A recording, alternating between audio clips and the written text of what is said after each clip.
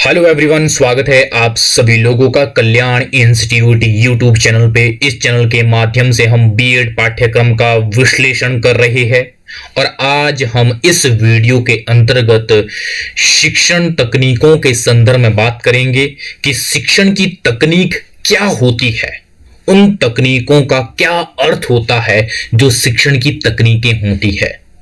और यहां पे हम ये भी जानेंगे कि शिक्षण की कौन कौन सी तकनीकें हैं, उन तकनीकों को भी हम यहाँ पे एक एक करके समझेंगे, विस्तार स्वरूप में समझने का प्रयास करेंगे।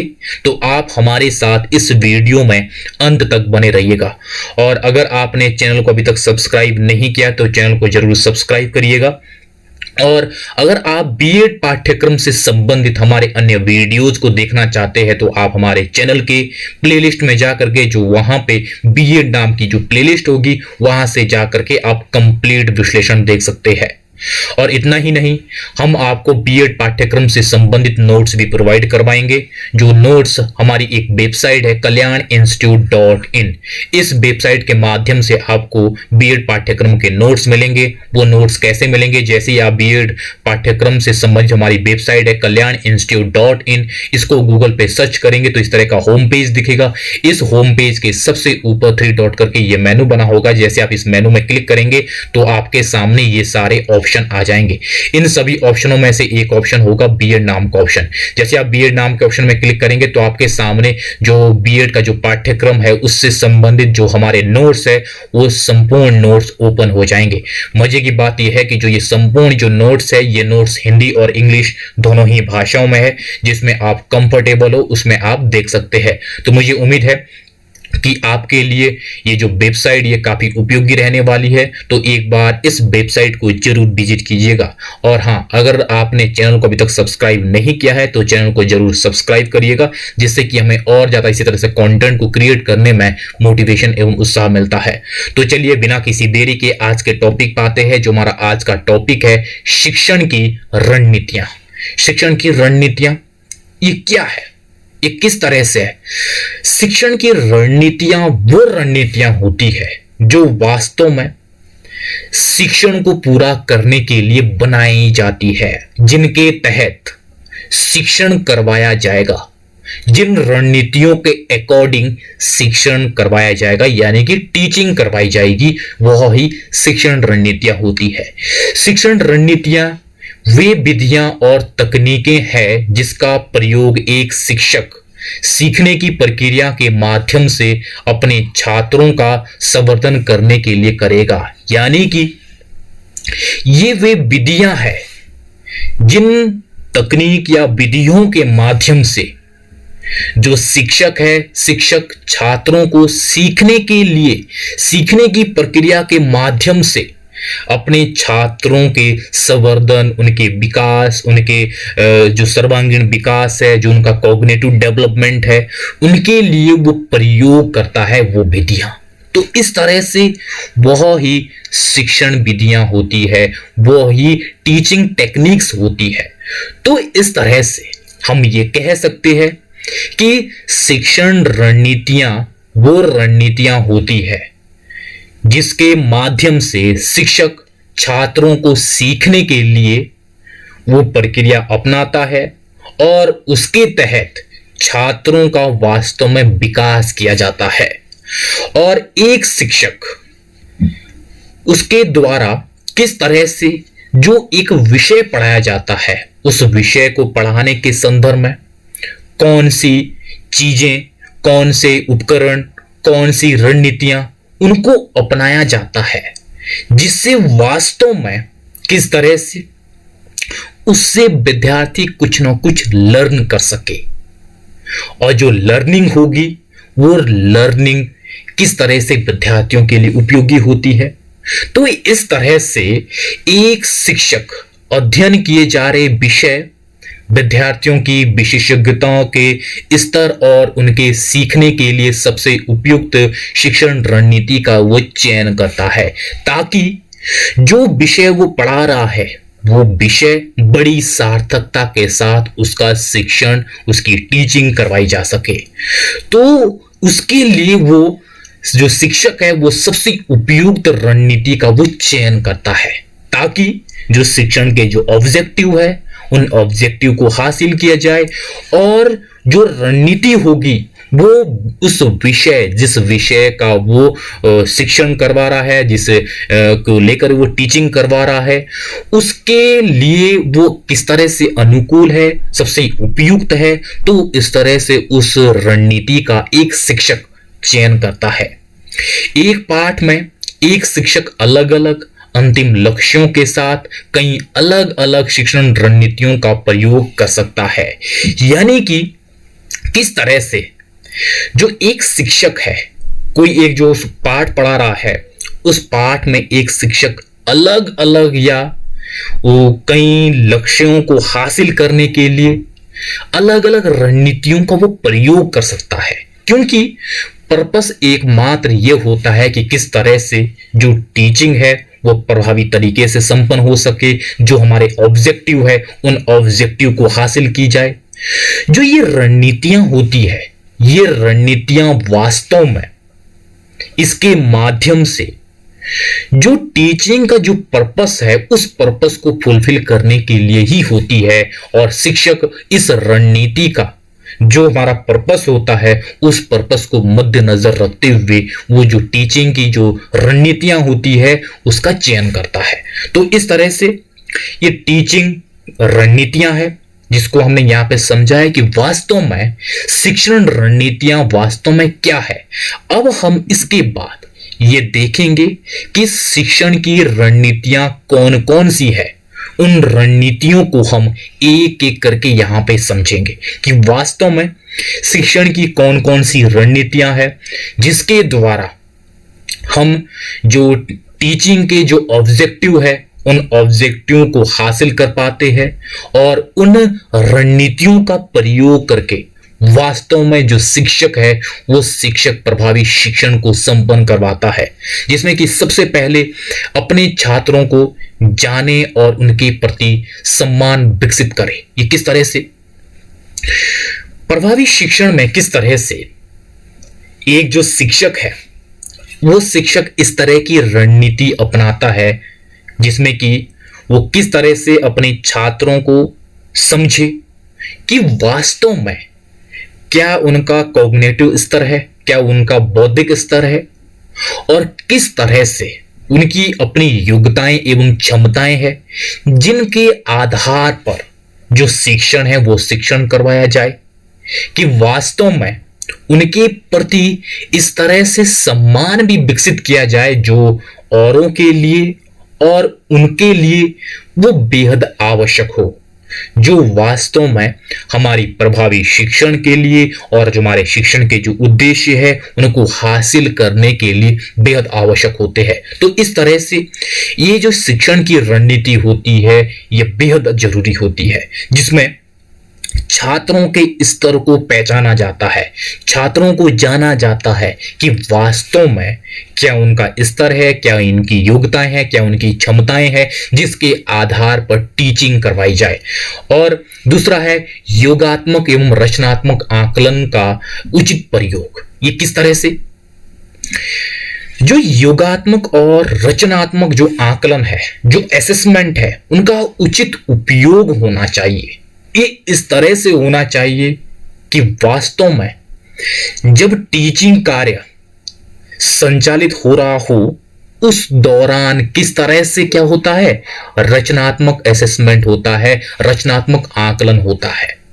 ये इस तरह से होता है, किस तरह से इस आकलन के माध्यम से किस तरह से चीजों को समझने के स्तर और कितना सीखा है, किस तरह से इसमें इंप्रूवमेंट की आवश्यकता है, किस तरह से और ज्यादा चीजों को सीखने के लिए और ज्यादा करेक्ट करने के लिए जो ये रचनात्मक आकलन होता है ये वास्तव में एक फीडबैक के तौर पे होता है, जो और ज्यादा बेहतर करने के लिए ये रचनात्मक आकलन होता है।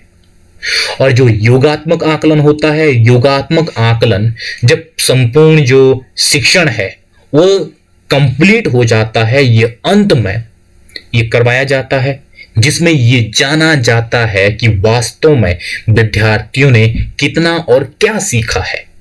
ये अंतिम परिणाम के तौर पे होता है। तो इस तरह से जो शिक्षण की रणनीति में है, शिक्षण की रणनीति में वास्तव में योगात्मक और रचनात्मक आकलन का उचित उपयोग किया जाता है, जिससे हम फीडबैक के तौर पर जब चीजों को पढ़ाया जा रहा है तो उस दौरान फीडबैक के तौर पर रचनात्मक आकलन करवाया जाता है, ताकि समय समय पर विद्यार्थी को आगाह किया जाए कि आप किस ओर जा रहे हैं और किस ओर आपको जाना है। और योगात्मक आकलन आपका अंत में होता है, ये परिणाम के तौर पे होता है। तो इस तरह से इसका उचित उपयोग किया जाता है, ये भी शिक्षण की रणनीतियां होती है।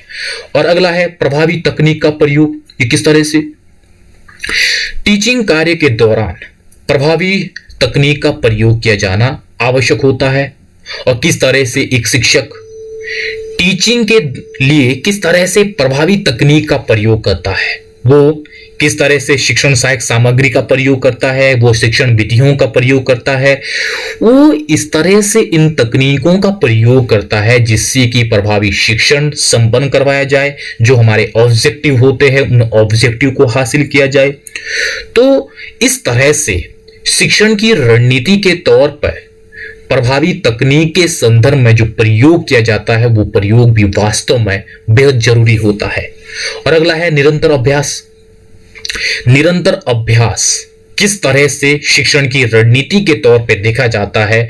एक शिक्षक जब चीजों को विद्यार्थियों से लर्न करवा रहा है, अगर उसमें निरंतर अभ्यास होगा, निरंतर अभ्यास से किस तरह से जो लर्निंग है वो लर्निंग लाइफ टाइम होती है, वो लर्निंग लॉन्ग टाइम इस तरह से होती है क्योंकि अभ्यास में निरंतर जो कमियां हैं वो चिन्हित होती है। उन कमियों को निरंतर दूर करने का अभ्यास के द्वारा प्रयास किया जाता है। तो इस तरह से निरंतर अभ्यास भी एक शिक्षण की रणनीति है। और अगला है व्यक्तिगत शिक्षण, यानी कि व्यक्तिकृत शिक्षण। इस तरह से ये शिक्षण की रणनीति के तौर पे देखा जाता है, किस तरह से जो अलग अलग जो व्यक्ति होते हैं उन व्यक्तियों में असमानताएं देखी जाती है। उनकी अपनी अपनी योग्यताएं होती है, उनके अपनी अपनी क्षमताएं होती है, वो चाहे शारीरिक क्षमता, जो बौद्धिक क्षमता होती है। तो इस तरह से उन सब की जो विविधताएं हैं, उन विविधताओं का सम्मान करते हुए, उन विविधताओं को मद्देनजर रखते हुए जो टीचिंग है वो टीचिंग होनी चाहिए, ताकि उनके लिए जो शिक्षा है वो शिक्षा इस तरह से हेल्पफुल हो सके, जो उनके जो एम्स हो वो एम्स शिक्षा के द्वारा प्राप्त हो सके। तो इस तरह से जो समावेशी शिक्षा है, समावेशी शिक्षा में जो व्यक्तिकृत जो शिक्षण है, व्यक्तिकृत शिक्षण भी बेहद आवश्यक होता है, जिससे हर एक व्यक्ति को उसमें शिक्षा उच्च गुणवत्ता युक्त प्रोवाइड की जाती है। तो इस तरह से शिक्षण की रणनीति में ये बखूबी ख्याल रखा जाता है कि किस तरह से हर एक व्यक्ति का हित को ध्यान में रखते हुए व्यक्तिगत शिक्षण जो ये संपन्न करवाया जाता है, इससे वास्तव में जो हमारे शिक्षण के जो ऑब्जेक्टिव होते हैं वो ऑब्जेक्टिव हासिल किए जाते हैं। और अगला है सहयोगात्मक शिक्षा। सहयोगात्मक शिक्षा यानी कि इसमें यह देखा जाता है कि किस तरह से एक सहयोग की प्रक्रिया से एक समूह के द्वारा जब चीजों को सिखाया जाएगा वो वास्तव में किस तरह से समाज और छात्र व्यक्ति के लिए वो उपयोगी होगा, और समूह के द्वारा सीखी गई चीजें वास्तव में बहुत ज्यादा गहरी होती है। तो शिक्षक के द्वारा यह प्रयास किया जाता है कि इस तरह से सहयोगात्मक शिक्षा के द्वारा चीजों को लर्न करवाया जाए। तो इस तरह से शिक्षण की यह रणनीति के तौर पे देखा जाता है।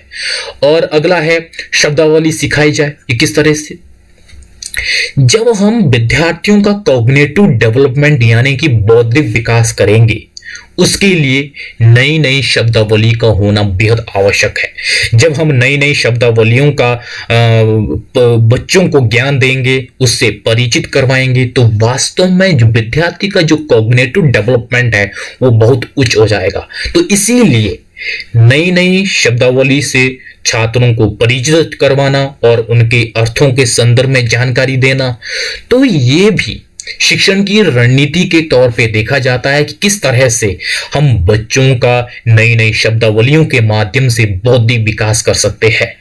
और अगला है उचित भेदभाव। ये किस तरह से शिक्षण क्षेत्र में किस तरह से हम प्रभावी शिक्षण को प्रोवाइड करने के लिए उचित भेदभाव यहाँ पे करते हैं।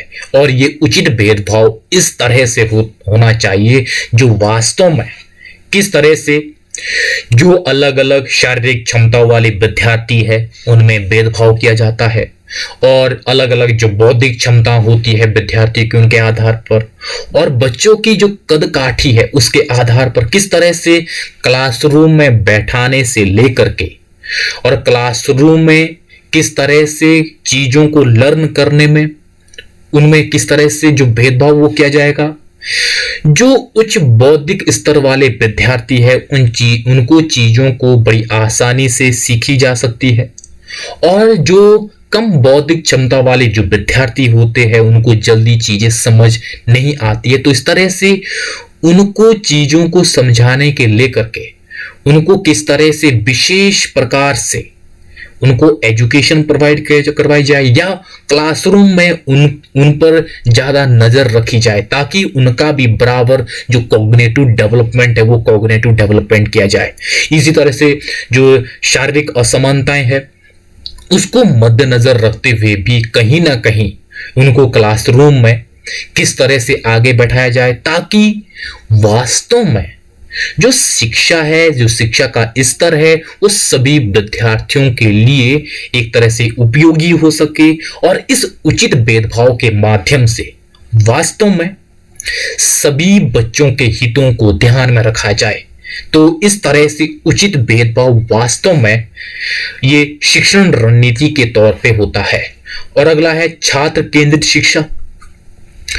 शिक्षण रणनीति में छात्र केंद्रित शिक्षा भी बेहद जरूरी होता है।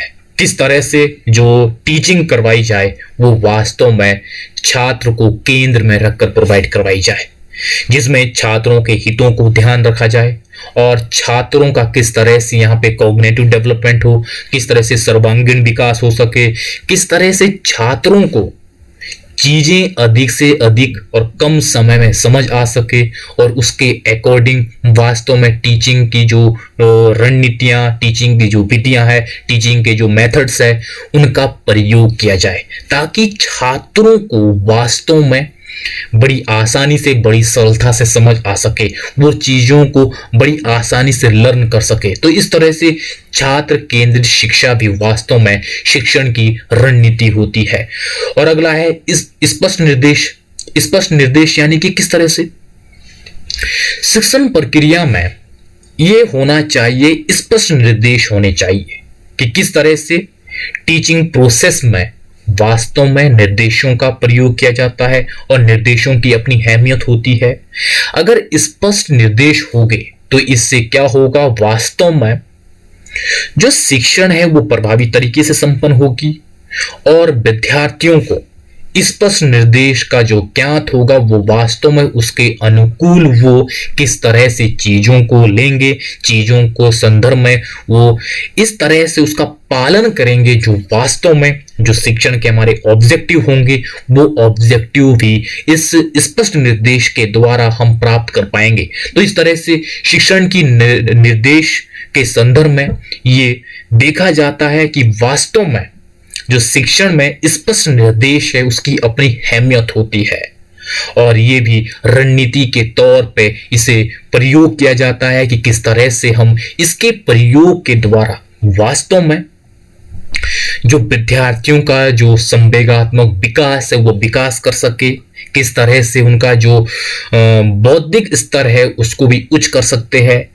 इन सब के द्वारा, इन सब रणनीतियों के द्वारा वास्तव में हम ये देखते हैं कि किस तरह से हम विद्यार्थियों को शिक्षा प्रोवाइड करते हैं और बड़ी सार्थकता के साथ हम इसके माध्यम से जो टीचिंग है वो टीचिंग करवाते हैं।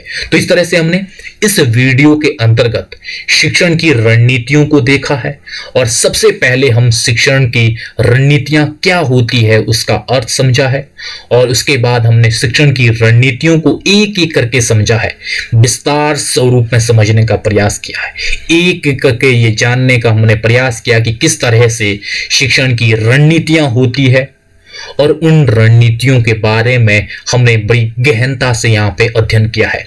तो मुझे उम्मीद है कि आपके लिए जो ये वीडियो है ये वीडियो काफ़ी उपयोगी रहा होगा, बहुत ही ज़्यादा हेल्पफुल रहा होगा। तो आप लोगों ने अगर अभी भी हमारे चैनल को सब्सक्राइब नहीं किया है तो चैनल को ज़रूर सब्सक्राइब करिएगा, जिससे कि हमें और ज़्यादा इसी तरह से कंटेंट को क्रिएट करने में मोटिवेशन एवं उत्साह मिलेगा। तो आप सभी लोगों का बहुत बहुत शुक्रिया।